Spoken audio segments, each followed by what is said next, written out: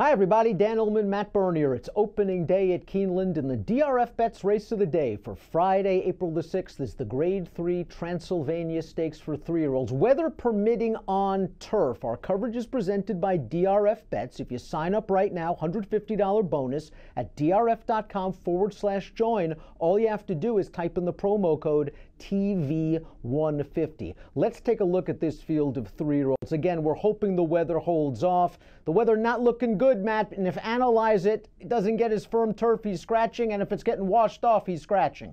Yeah, which is disappointing because this is probably one of the more hyped up return efforts and first starts for a 3-year-old that we've seen all year, turf or dirt, just based on what he did as a 2-year-old for Chad Brown. Even if this is run on turf, though, it's not as though there aren't obstacles for him to overcome, including the long layoff and also breaking from post 12 of 12. We'll get to Analyze It in a minute, but I want to remind everybody you can access free formulator past performances for the opening day graded stakes on the Race of the Day event page at drf.com. Download them and handicap along with us. We'll take the field in post position order, beginning with Keeneland graduate, the number 1 Maraud, second choice on the morning line at 3-1. This horse wouldn't mind a little bit of give in the ground. Thought he took advantage of a slow-paced race last time out to win the Grade 3 Palm Beach, but it looks like Tom Pletcher's gotten going the right way.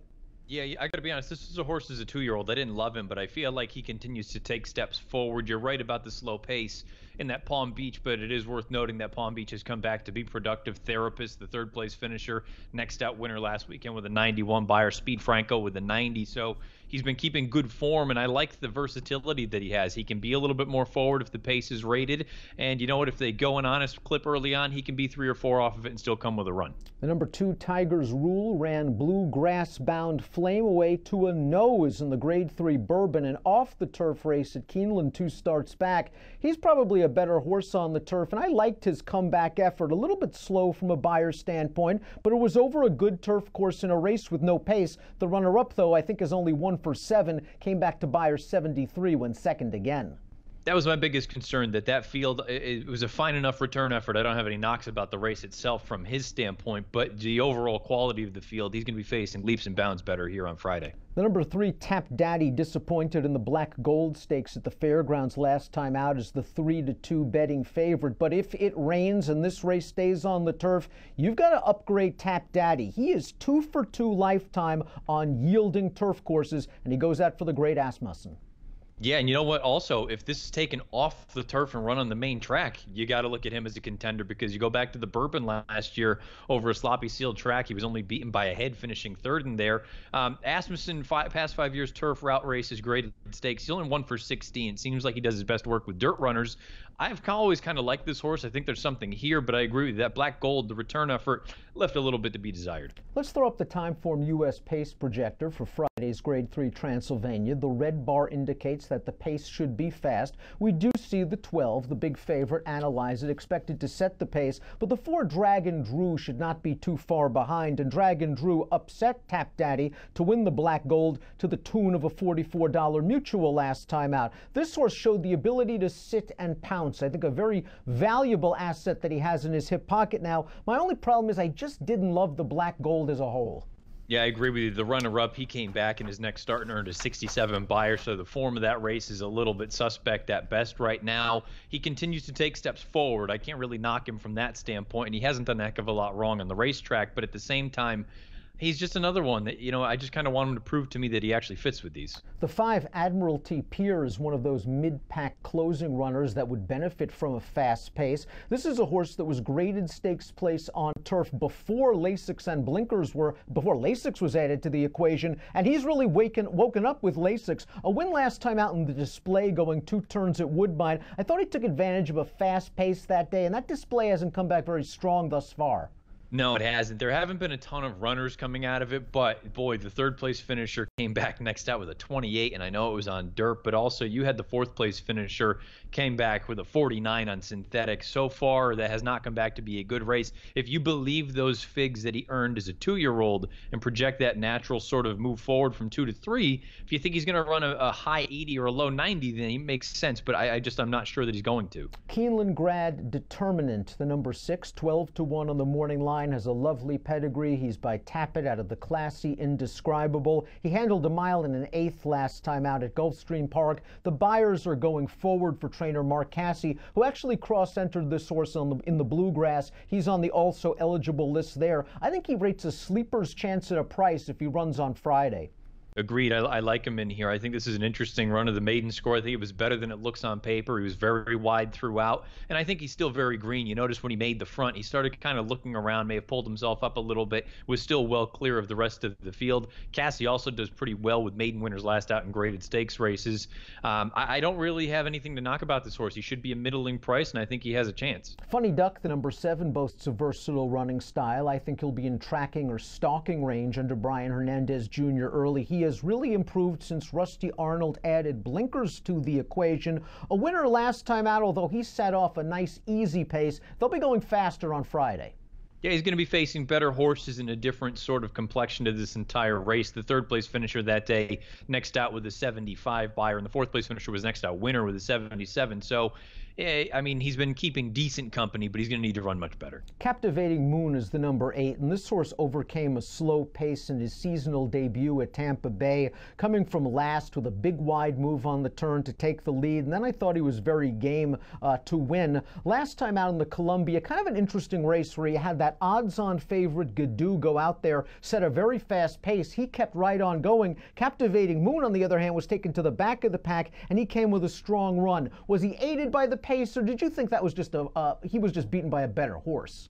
I think he was probably just beaten by a better horse. That Gadoo, I think, is okay for Pletcher, and I believe that's Zayat Stable's runner. This horse, Captivating Moon, we've talked about it a lot over the course of the meet at Tampa Bay down speed, does well on the turf, so I kind of think he was up against it a little bit there. And I thought he got a little bit of a shuffle on the far turn where it looked like he was trying to get up into mid-pack, needed to wait a little bit, came down the lane, had to alter course, changed leads a little bit goofy, but I like the way that he finished at the very end, galloped out very strong. If you think you're going to get an honestly run race here where there's going to be some pace, I think he's going to come with a kick. And he has recency over the favorite. The 9 Golden Dragons short comment for the most recent race was brutal trip. If you want to draw a line through that race where he was 7th at 5-1, you still got to go back a ways to find a race that would make him even halfway competitive with the likes of the favorite. Yeah, I have to be honest. Even that Cecil B. DeMille, that's not going to be good enough to win here. King Valero moves dirt to turf. This horse has won on the turf in the past at Kentucky Downs over good going. Wet weather shouldn't bother him. But after 11 starts, I'm just not sure how much he's going to improve. And his best buyer speed figure coming in is only a 62. 50-1 on the line, likely to be almost triple digits. I think Beer Pressure has a chance to crack the board at a price. He's 20-1. He's now with the Luch folks. He'll be making his turf debut. He's by Silent Name. I thought the King Arvey was an okay race. That was a pretty solid pace according to Timeform US. Silent Sting, the winner of that race, is pretty good. He's going to have to deal with a layoff and a surface switch. He is getting blinkers, though, for a trainer that's won with 27% of his starters from limited opportunities this year, maybe underneath. Another horse that has tactical speed, can get into the run a little bit early, and that can be the difference maker. From a speed figure standpoint, obviously needs to step forward, but there's no reason to think that, again, that first start as a 3-year-old, that natural progression from 2 to 3, you can get brave at a big number. Maybe you can run 3rd or 4th. We'll throw up our top picks as we discuss the horse on the outside. The 7-5 morning line favorite, Analyze It. And let's be honest, if he runs any of his 2 races as a 2-year-old, he's going to win.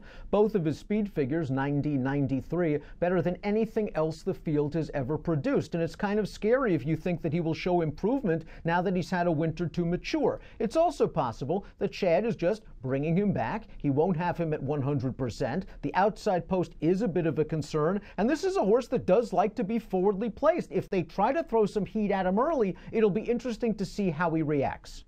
Yeah, it's going to be really interesting to see how Jose Ortiz plays this whole thing, because as many horses in this race as I think have tactical speed, I think he could make the front and clear if he wanted to. I think this horse is just naturally that much faster than everyone else. I thought the Cecil B. DeMille was a tremendous effort. He absolutely buried the speeds. You see Publius Cyrus is a nice horse out on the West Coast. I found a couple of odd numbers. I'm curious to know what you think of them. Past 4 years, dirt winner last out 61 to 180 days in graded stakes races for Chad. He's 6 for 18 with a 299 ROI, but we all think of Chad as necessarily a turf trainer. Past 4 years, turf winner last out 61 to 180 days graded stakes, 1 for 22 with a 12-cent ROI. It's an odd piece to me because, again, I think everyone just still thinks of Chad as predominantly the turf trainer. Based on those numbers, he has the horses ready to roll on dirt, not turf.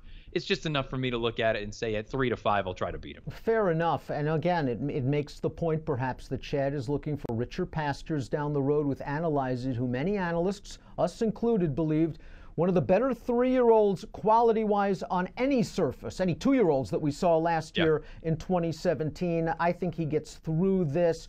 You're going with Captivating Moon, though, the number 8. He's going to get a fast pace according to Timeform US, and he'll be rolling late. That was a good effort last time out behind Gadoo. Yeah, he's got good connections. I think Chris Block does a very, very good job. I have to be honest, this race for me, there are 4 horses that I'm interested in. It's Captivating Moon, it's Analyze It on the outside, Maraud on the inside, as well as Cassie's Runner Determinant if he shows up here and they choose to bypass, or if they don't draw in to the Bluegrass on Saturday. Determinant's the kind of horse I'd like to fool around with as a backup in any kind of multiple race wagers, but my top 4 picks in here, 12, 1, 8, and 5 in the Grade 3 Transylvania Stakes. It's your opening day feature at Keeneland. Again, if you're playing from home, please consider DRF Bets. Sign up, get $150. It's easy. Go to drf.com/join and type in the promo code TV150. Approximate post time for Analyze It's 3-year-old debut in the Transylvania, 5:30 Eastern. Good luck.